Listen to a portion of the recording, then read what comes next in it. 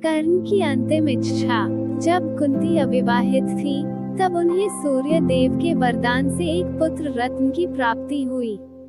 लोक लाज के कारण कुंती ने बालक को एक टोकरे में डालकर गंगा के बहाव में छोड़ दिया। बालक का भरण पोषण अधिरथ नाम के सारथी ने किया।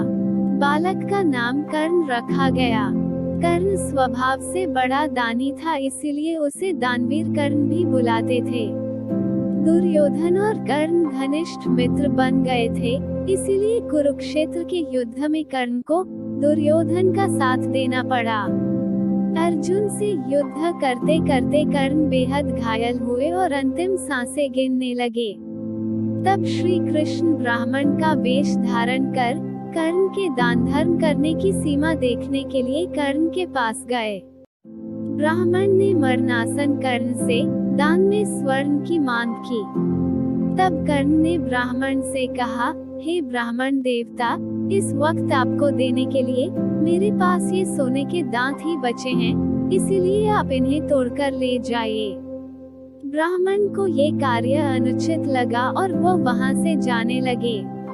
तब ब्राह्मण को रोककर कर्ण ने स्वयं अपने दांत तोड़कर ब्राह्मण को दे दिए।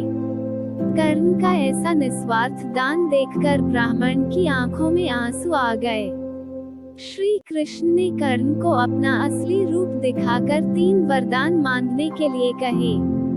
इस पर कर्ण ने अपनी पहली इच्छा सामने रखते हुए कहा, हे केशव, सूत पुत्र होने के कारण काबिलियत होते हुए भी मुझे अनेक मौकों से वंचित रखा गया, इसीलिए हे कृष्ण, मैं चाहता हूँ कि अगले जन्म में आप सारथी वर्ग का उद्धार करें। दूसरी इच्छा में कर्ण ने कृष्ण से अपना अगला जन्म कर्ण के राज्य में लेने की विनती की। कर्ण की तीसरी और अंतिम इच्छा ये थी कि उसका अंतिम संस्कार कोई ऐसा व्यक्ति करे जो पाप मुक्त हो। कृष्ण ने कर्ण के पहले 2 वरदान स्वीकार कर लिए, पर तीसरे वरदान के लिए कृष्ण दुविधा में पड़ गए।